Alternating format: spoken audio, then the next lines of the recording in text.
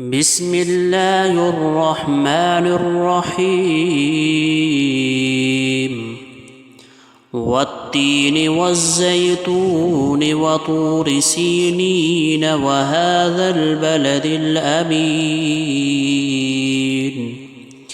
لقد خلقنا الإنسان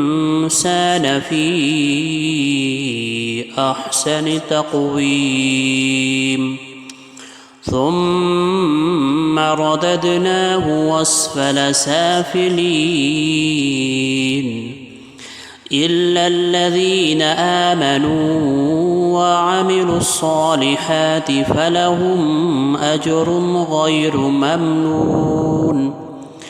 فما يكذبك بعد بالدين أليس الله بأحكم الحاكمين